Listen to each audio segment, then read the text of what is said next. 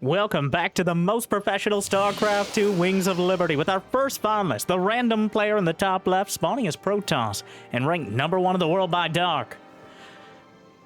It's Dark. Up against the top-tier Zerg from Finland, we have Mixu in a best-of-5 Zerg versus random showdown. This match played less than a week ago. This patch, about 12 years before that. So, take off your rose-colored glasses, put down your Harlem Shakes, and turn down Gundam style, because we're going back to the future. And if that's a ride you want to take with me, it'd be awesome if you could smash that like button, and maybe even subscribe. Or was it the stars? No, that was way before that. Jimmy, oh, take your time. It's gonna be like 4 minutes before they do it. It's Wings of Liberty.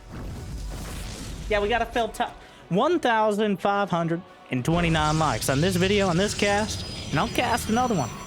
And no matter what we're showing, I'll probably do it anyways. I don't know what else I'd do with my life. But thank you for watching. Hopefully you've had a good day so far, and hopefully it's about to get a little bit better. Dark has a forge on the way. But it's not for Cannon Rush. An old school build indeed. A forge, fast expand. Now, fun fact, this patch from 2012, the last balanced patch before Heart of the Swarm released in 2013, is over half of Mixu's life ago.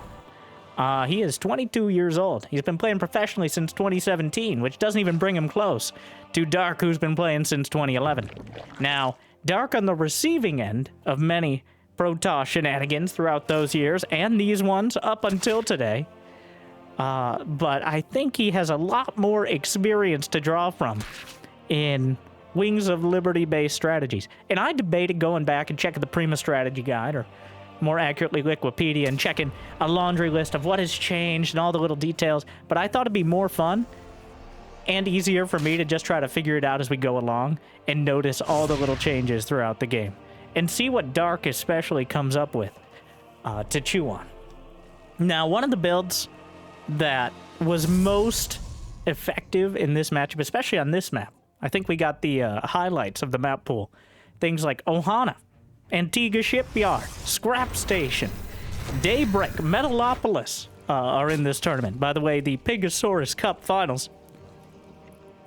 So make sure to check that out on Monday nights if you got the opportunity. But one of the builds that was most effective back in the day, and maybe today, the Soul is that a 5-minute Cybercore? Okay, well, time, we're in StarCraft time, which is about 40% faster than real time, as kind of a quirk left over from Brood War. Up until Legacy of the Void, the timer just simply moved faster. In Legacy of the Void, it moves in real time, but we just kind of converted it all into awkward numbers. And that's why some things take like 71 instead of 100 seconds, for example. But the point being, now that the Cybercore is done, we can see that robotics facility on the way. Indeed, Dark on the receiving end of a strategy. I'm gonna take a wild guess and say this is a Soul Train.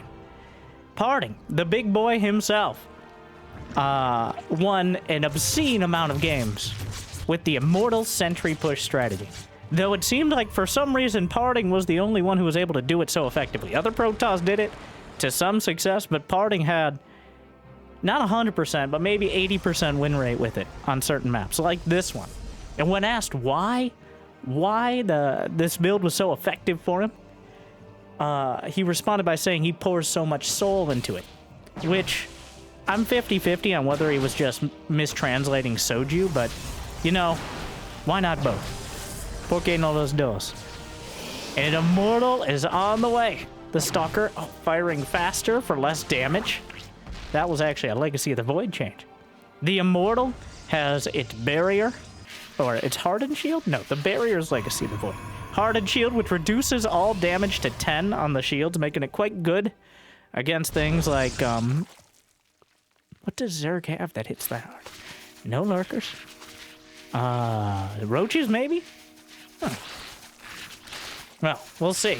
+1 melee's on the way for Mixu, who, I don't think has quite as much experience. And honestly, 12 years ago. We'll see if it all comes tumbling back. I'm sure Dark has plenty of options here. And we'll see what other races he draws throughout this series. I believe Mixu decided to just play Zerg throughout. But second Immortal. It's definitely a Soul Train here. Immortal Sentry building up to go across the map. Warp Gate's still not done. We're hitting the 8-minute mark so far. The merciless slaughter of one probe and one Overlord. I see why people want to go back to the Wings of Liberty 6 worker start. It really gives you a lot of time to contemplate, well, how to do even more filler commentary than I had prepared, which was none. So, 6 more gates on the way. Every pylon is a super pylon. As is the Warp Prism, of course. And another very key point as to why this build was so effective. There's no way to break force field. There's no Ravagers. There's no easy solution early on. Just now, Mixu getting a lair. Well, Dark just... either he goes out the rocks to the right side, or I guess he just breaks down his own gateway to get out of the base. But Warp Prism's on the way to reinforce. 3 Immortals. Sentry's building up energy. And he's warping out on the other side of things, so obviously ready to move out. Mixu at 51 drones, Dark at 44 probes. Oh, is it manually opening up warp gates? I don't think there's... I think you still have to Oh, Dark, what are you doing? Alright, everybody wait your turn. Okay, well that's... of all the options, that is certainly one of them. Okay, no. Okay, Dark really trying to simulate the Wings of Liberty experience of fumbling the Warp Prism micro with absolutely nothing else going on. But here we go. Moves out onto the map. He's got 11 sentries, 3 Immortals, 9 Zealots, the Prism. Mixu coming in. Look at the counterattack. But guess what? The wall is still intact. He's going to realize that he just simply ferried his units out. But here comes Dark with even more sentries in production. There's approximately 1 fuck ton of force fields right there. And I'm not exactly sure how Mixu deals with it. The prevailing strategy back in the day was to just throw yourself up against it from as many angles as possible and hope you have enough economy to overwhelm it before it cuts you off and kills you. Now, if you weren't up against parting, that was usually kind of reliable, but Dark throws down the force fields. That Warp Prism doesn't quite have the pickup range. The Queens are moving up. Not as much range either. The Stalkers are being warped in. Dark, 73 versus 104 army supply. Queens, they do have another wave of force fields. Still plenty of energy. A couple Zealots getting left out. There's no Twilight upgrades, no third base. At least on Dark side of things, obviously. It's only 49 versus 44 workers. So many roaches on the field. Mixu holding down that R key like a decades-old professional. Burrow's on the way. Observer will spot this. Dark moving in. What? Oh. Oh my. The force field on the ramp. A classic tactic. And warping it as well, locking him out of his own base. Dark. Demonstrating the full charcuterie board of Protoss cheese here to start. At least a few tasty morsels. Not that the Protoss would know, they still didn't have mouths back in the day. Nerve cords, though. Not that we really knew about those until Legacy of the Void. It felt like kind of a plot point as opposed to a main thing. But, anyways, the roaches on the other side. Dark not really paying attention. The force field's to zone it out. Kind of lets a bunch of the roaches through. Meanwhile, force field on the ramp. Zerglings on top of everything. Selecto army key from Dark. But a surround from the roaches. He actually manages to run out of energy on the sentries. And Dark will be surrounded on the field. But now he's all up in Mixu's base with most of his army. And there's still plenty of force field. He locks the drones in.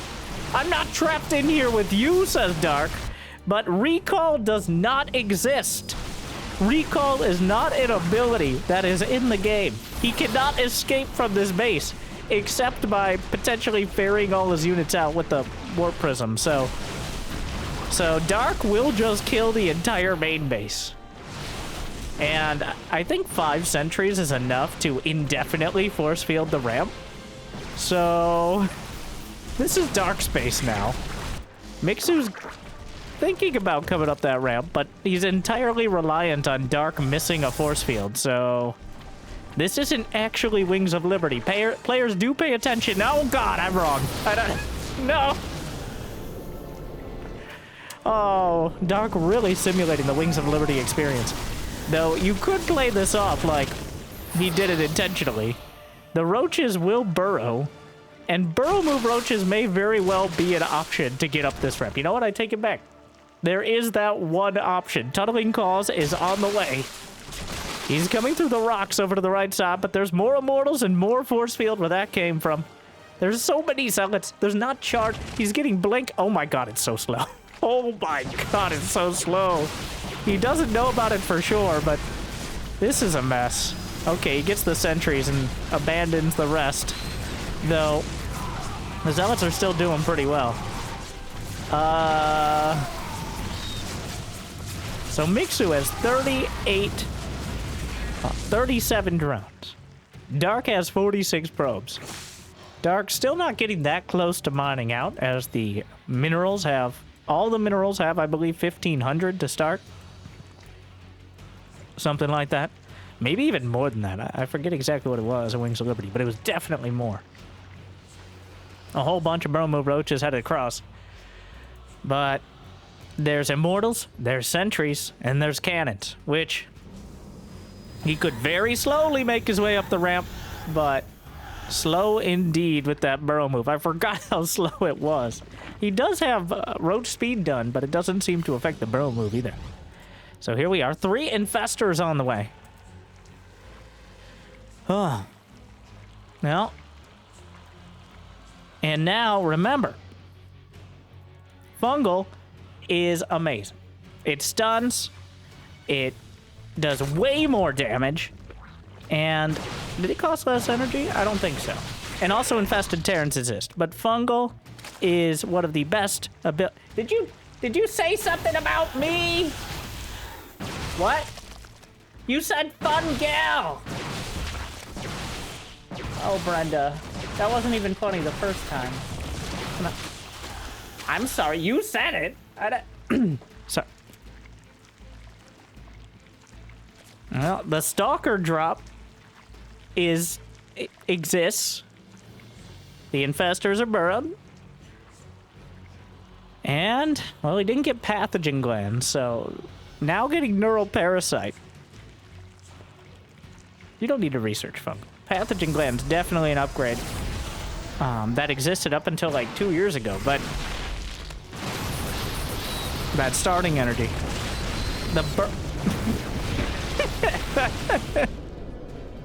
Somehow moving slower than Queens off a creep. The Tunneling Claws roaches. But Dark is taking his third base at the 20-minute mark. There's a Templar Archives on the way. He's getting the 2 gases down on the low ground. 52 to 47 workers.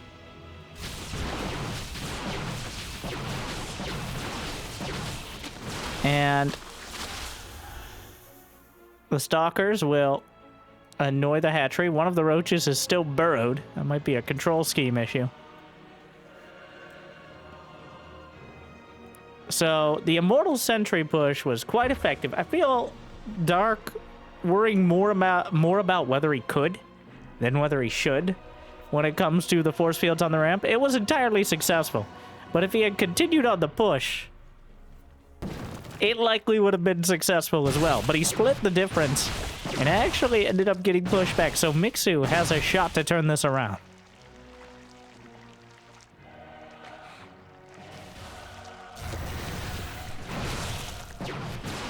Charge is on the way. The Infestors, with a lot of energy, scampering forward. The creep has made it all the way across the map.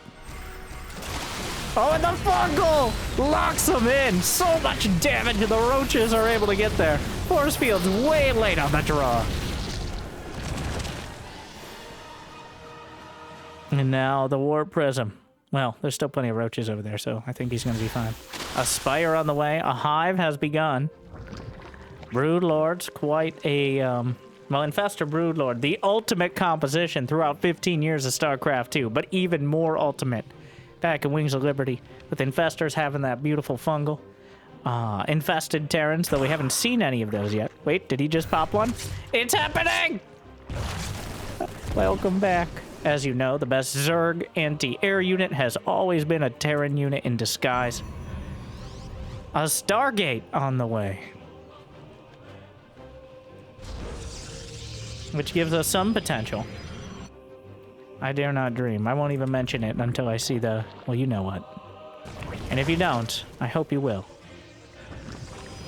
The Infestors are kind of coagulating over here. There really aren't that many bases to work with. It's just there's so many minerals on each base. It takes quite a... even the main base. Dark only now at 22 minutes is mining out of the main.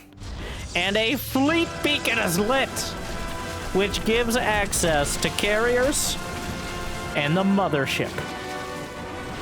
And potentially Archon toilet. I mean Vortex. Either way. I can't... with how Dark has played this, there's no way he's not gonna go for it, right? There's no way Dark would deny us this opportunity. Even though he's in kind of a precarious position, Mixu has plenty of money in the bank. He's working on a greater spire. He's got pathogen glands. Come on, Dark. The man of the people. There's some Templar. I think Kadaran Amulet had been removed from the game at this point. You can't warp in storms. That only happened with the last patch two months ago for energy recharge. Oh, we can see it all, but doesn't quite get there. Dark. Give it to me, Dark. No, force fields, that's not what I meant exactly, but the storms are amazing. Zealots, he does have charge. Stalkers at the back as well. Infested Terrans just kind of sprinkled out there. And a mothership! A mothership on the way! It's happening! The mothership at this time can still be neural parasited. It cannot be abducted because Vipers do not exist. Just to keep tabs on potential counters. Those zealots stuck in the fungal.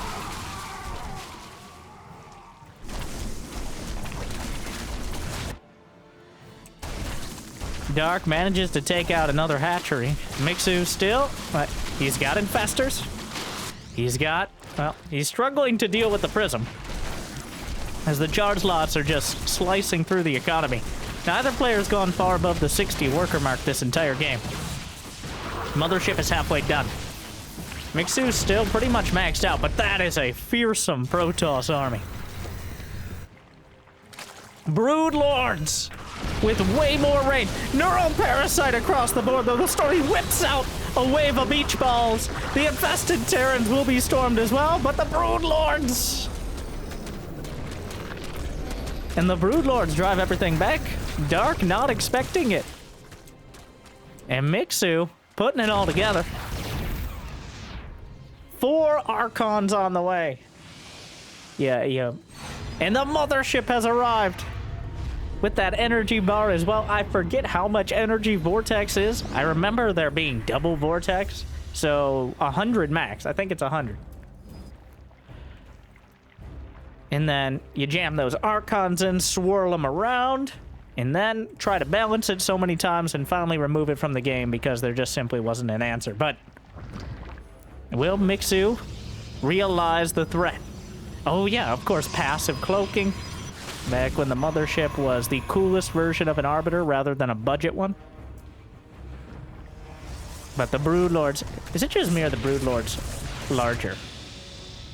They gotta be the same. They're the same Brood Lords. I don't know what I'm saying. They feel larger. But the mothership still building energy. 90 energy. And, oh, he's thinking about it. He saw the mothership, but he didn't see much else because of the storms. There's an Overseer. But the cloaking helping out dramatically. Somehow these Archons, oh my, they're just so thick.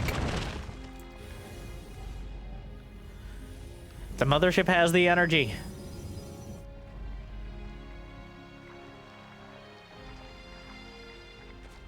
Is it time? Here comes Dark.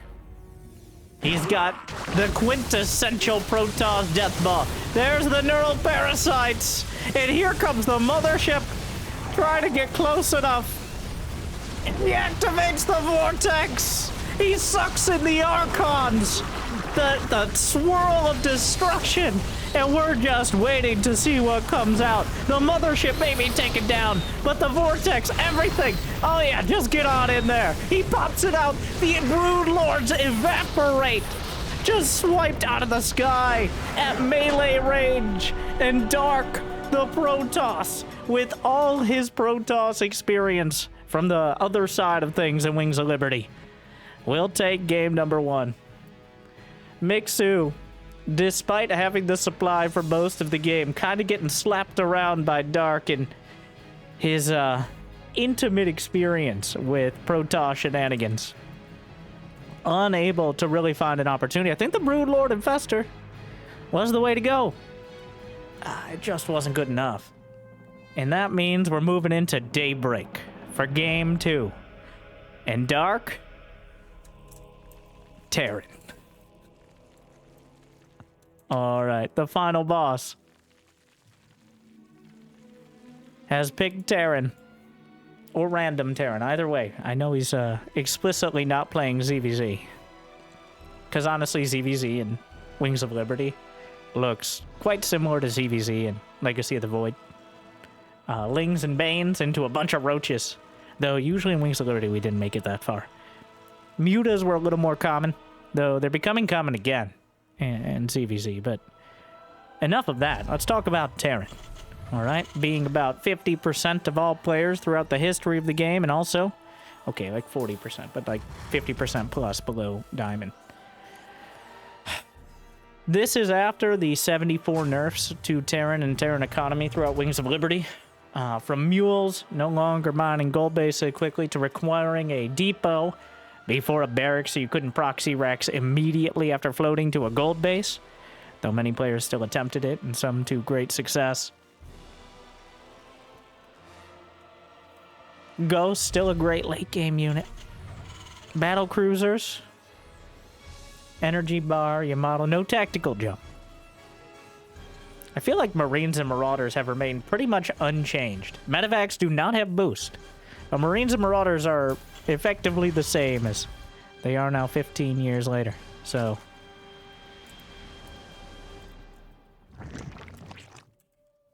Mixu now taking that hatchery. Daybreak, probably the most played map in the history of StarCraft, or at least it feels like it.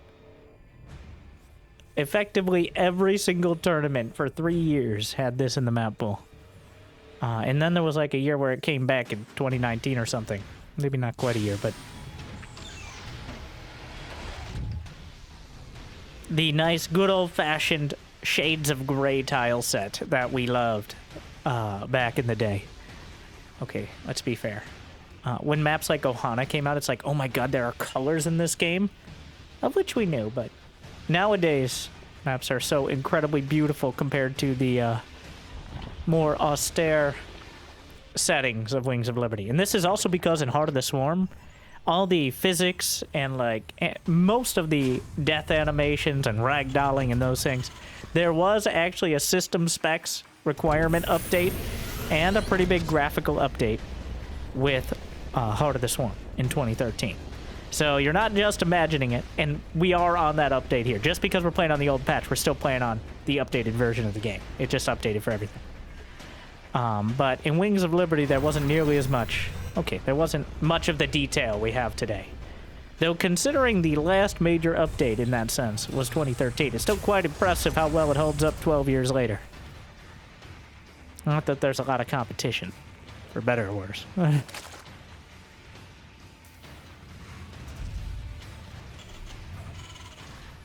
Overlord.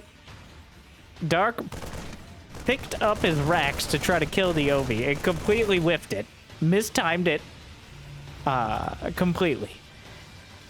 And the Overlord will make it all the way to the back. I think that's a pretty good example of how far off the timings are from what players are used to from Legacy of the Void.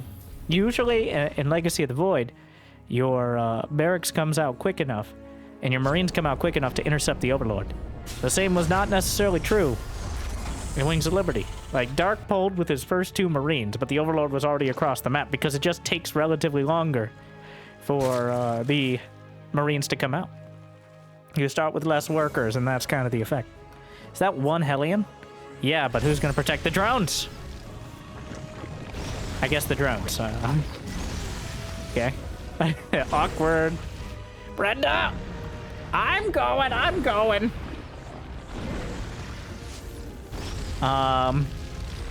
Queen coming down. Another drone pops out. Dark. Single Hellion harass.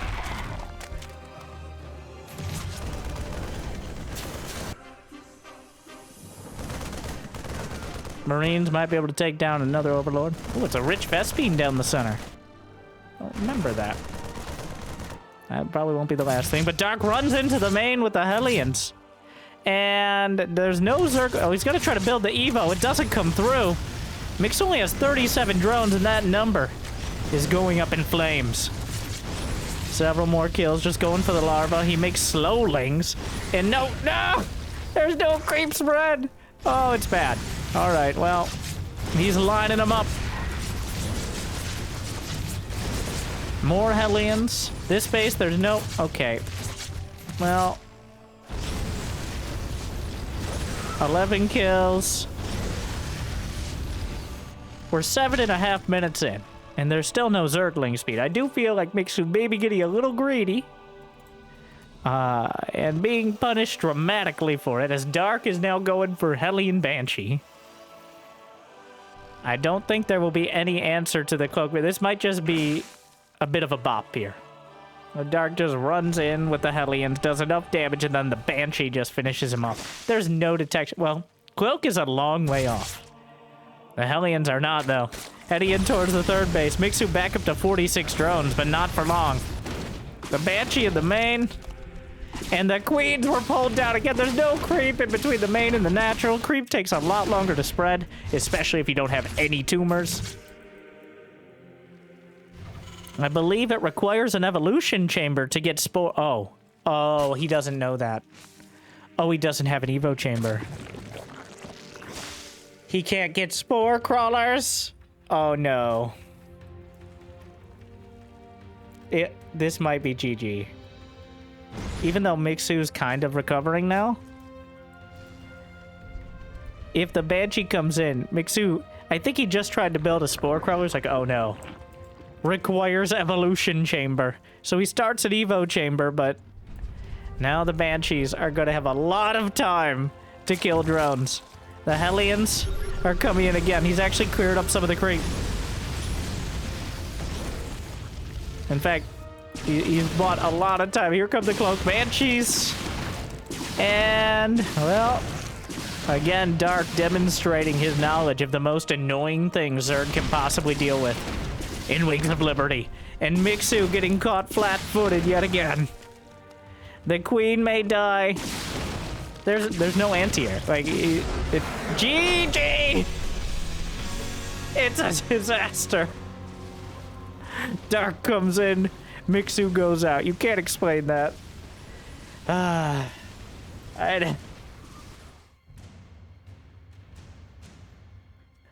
Well, we're going to Scrap Station.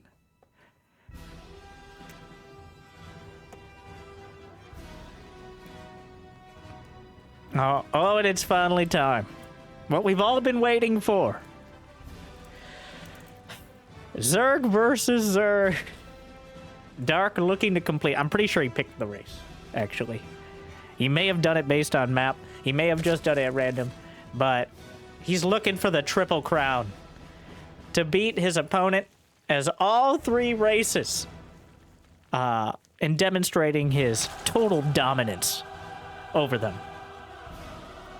Here on Scrap Station, the Overlords will do the classic cheek bump to start things off.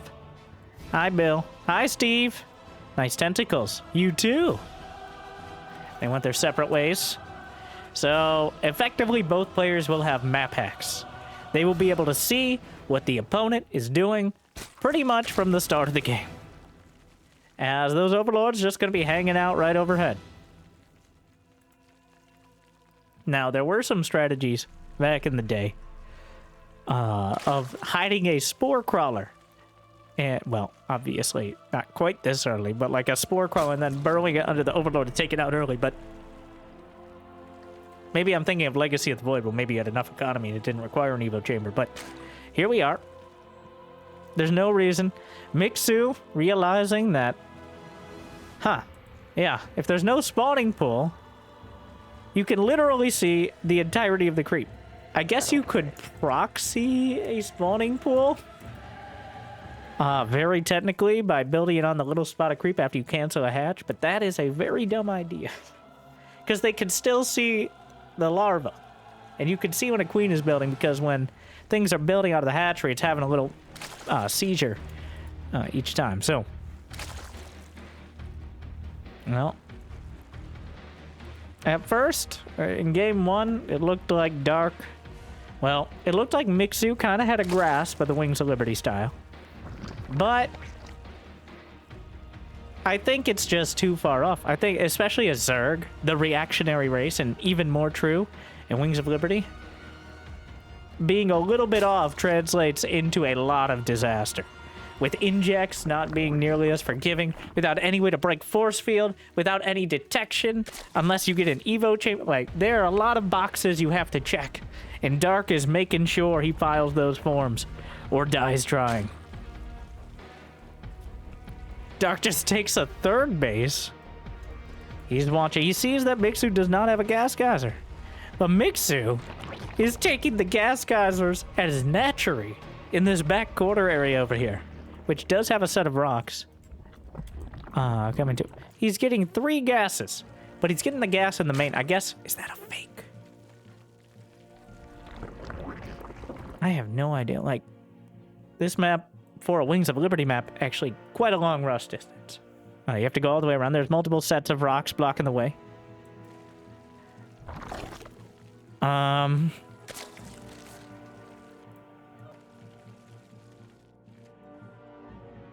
No idea where Mixu's going with this, as right now, while Dark has 1 gas, hasn't yet started circling speed, Mixu is mining with 7 total drones and gas. He's got a lair on the way. A Muta rush, potentially. Mutas, one of the most common strategies. And of course, there's the island base, but getting ventral sacks with the overlords is quite an expense. Forget how. Pretty sure Nidus is somewhat similar, though the costs are significantly different than in Legacy of the Void. Baneling Nest on the way for Dark.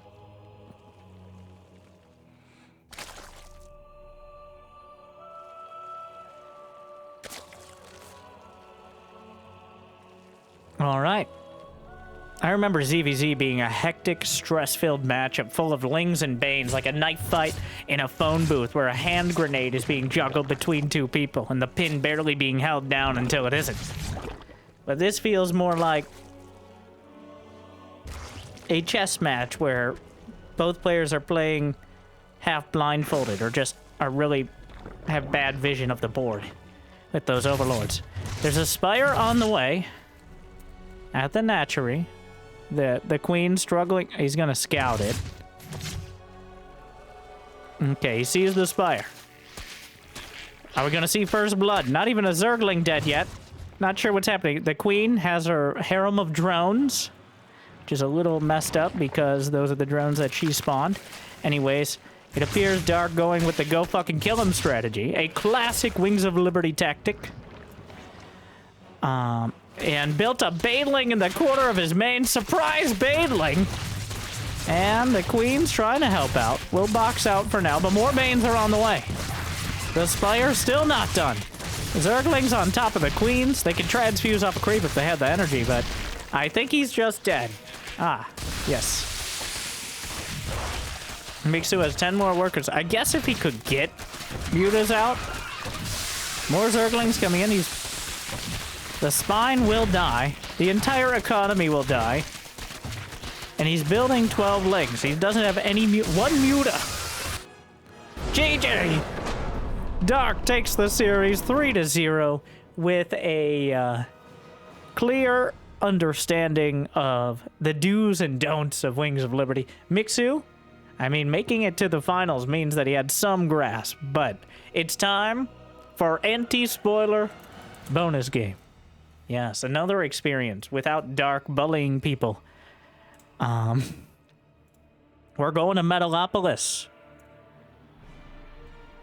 And Mixu's going to be making another appearance against Geralt. We actually checked out this game beforehand. It's quite an amusing one as well. But a completely different style of match. And a map that should be quite a nostalgia trigger for those of you who've watched for probably longer than Mixu has played. But our bonus match, Metalopolis, Mixu in the top left, Geralt in the bottom right. As we start off 6 workers at a time in cross positions. I believe that close positions are disabled by this point in Wings of Liberty because that made it effectively impossible to play Zerg without just going for a 6 pool. And by this point, we also have the unbuildable plates at the bottom of the ramp because that made it almost impossible to play Zerg without going for 6 pool because you could just wall off the bottom of the ramp with 3 pylons or 2 bunkers and make it almost... Yes, there are some little micro tricks you could do, but the potential damage heavily outweighed the risk, as it is effectively impossible to stop a pro... He went straight across the map. How did he know? I don't know if it's forced cross positions or he just decided to scout there first. Oh. Well, oh, there was no Overlord that came into his main. The Overlord, if he was in close air positions, the Overlord would have showed up. No Overlord? No Overlord? Cross positions. So Geralt using his brain, me taking longer. Like and subscribe so I can still pretend to be smart to someone. But the real talk is, there's a reason. So for those who wonder why most of at least the first game of the series, when you're watching the cast starts at like the 2-3 minute mark in real time, as opposed to the very beginning of the game, is simply because that was the change I made that kept the most people watching past the first 30 seconds. And statistically, if you made it past the first 30 seconds, you're probably going to make it a lot longer.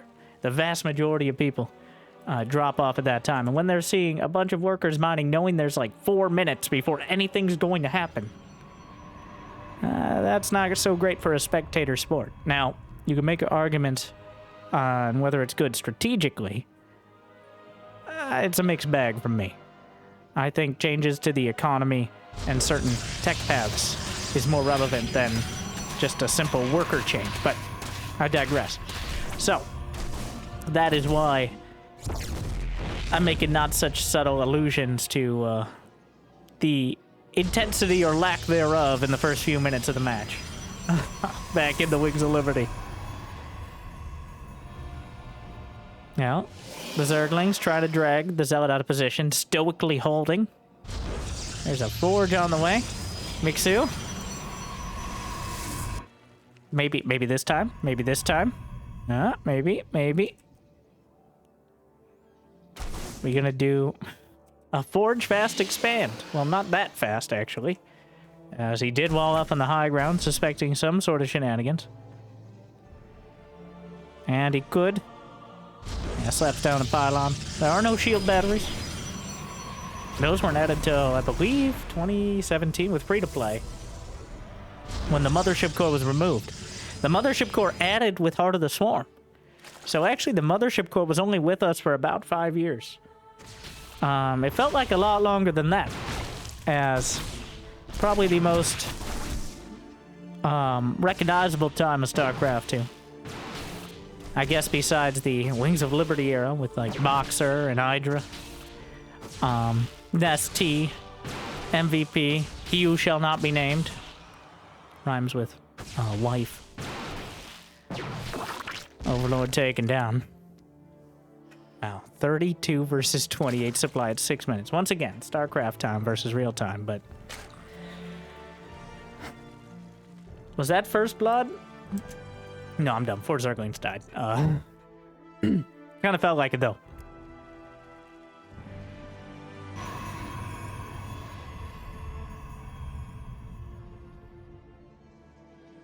Now, this time... I'm just remembering that the most memorable game for me on this map was Slayer's Boxer versus, I want to say Fnatic Rain.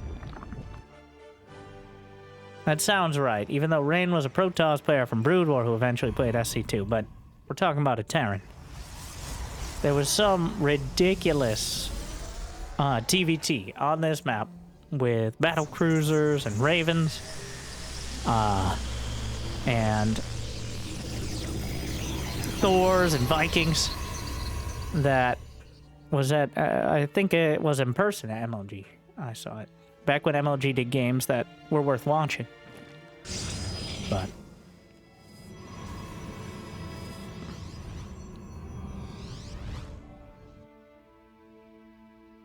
well, Roach Warren's on the way. Sorry to wax a little nostalgic.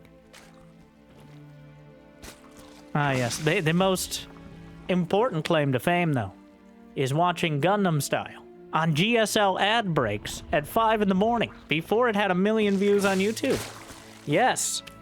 Something I'm sure worth bragging about to my children and my children's children, so they can look it up and wonder why people were doing TikTok dances before TikTok existed. What is this, Geralt? What the hell is this? He's got a gateway outpost as he remembers to manually warp in his warp gates.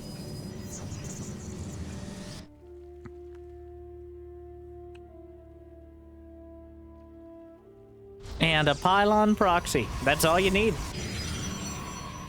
in order to warp in at maximum speed. Kind of a crazy thing when you think about it nowadays, but here comes the Stalker Sentry push. So far, not much of an exchange. Mixu had 60 drones. So gritty throughout both series so far. And the gateway's still not warped in, so Geralt not having the maximum amount of production, though he doesn't have a huge economy. Only 41 probes. Locks in a few more roaches, has +1 done. Stalkers are overall a little less effective because they have less damage but higher attack speed. But the +1, very helpful. No blink, just a sentry gateway push here with +1. Of course, Mixu does have a lair, but no roach speed. In fact, no upgrades whatsoever. He's working on +1 ranged attack, but here come the roaches. Locks in the force field. More roaches caught. And Geralt is just surgically slicing through. Starting to run out of energy, though. The drones have to be pulled off the line. Mixu down to 54. The Queen's gonna be taken down.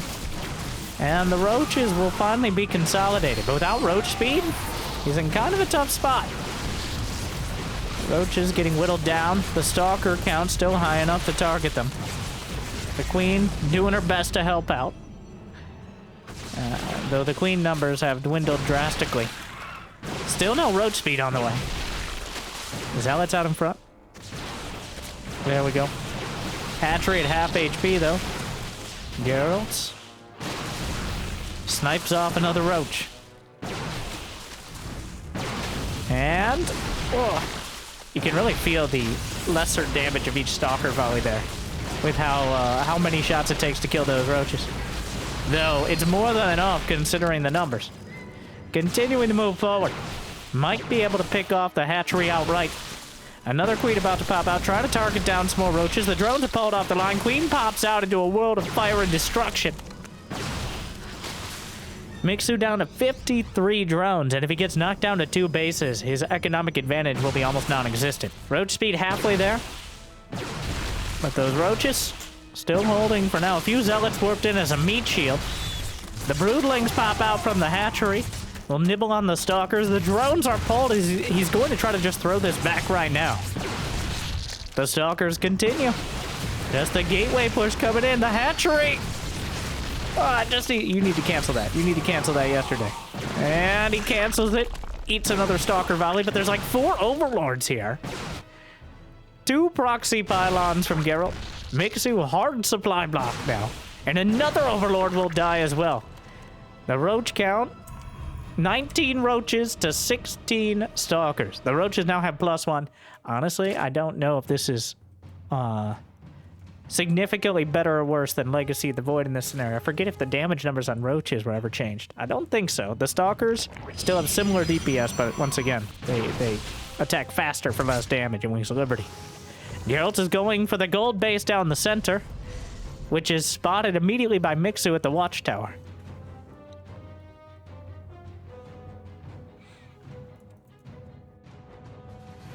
Mixu gonna try to take the base again. Geralt just teching up and expanding instead of pressing the issue, though he might have the numbers. It's just roaches, the old Stefano style. Literally the army, 29 roaches and 4 queens, if we're counting it. Blink is on the way. +1 armor now going to be complementing +1 Protoss ground. The roaches moving in from the north side and the south along the lanes of what it seems to be kind of a highway system on this map. Back when maps are supposed to be semi-realistic instead of just beautiful vistas of destruction. There's enough energy on those sentries for some devastating force fields, but he has to get in position for it, and it isn't quite there. The roaches will scurry past, chrono boosting across all the warp gates. Locks in the roaches, but who's locked in with whom? Well, the roaches, melee range, that gold base, zealots. Well, he manages to slip through the army and hit the gold base, and the roaches may just be able to take it out. Geralt gonna try to move up, but with the combined fire of the roaches, the Nexus will fall. There's a couple infestors on the way for Mixu as well. We've already seen how devastating fungal can potentially be.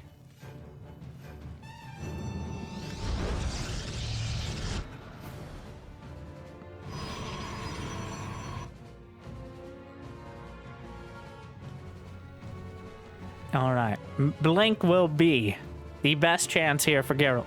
Now, even though we're 16 minutes in, the main base still has several hundred minerals on these patches.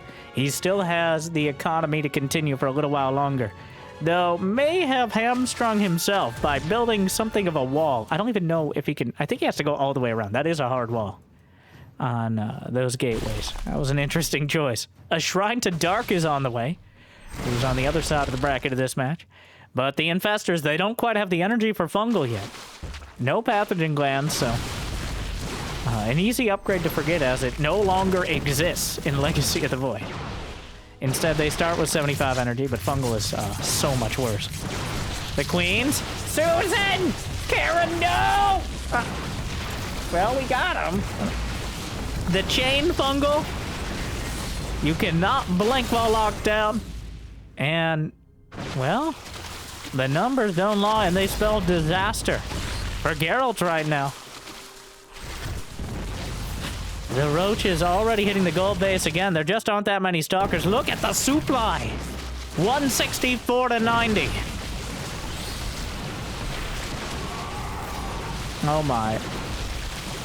The roaches just continue to waddle their way across the map. The DTs might... Oh, and he doesn't cancel the base. Dark Templar will be warped in. But there should be enough time to recover. Are there any spore crawlers? Technically, there's no detection. He's sending 1 DT across the map, but this better get Zeratul levels of damage.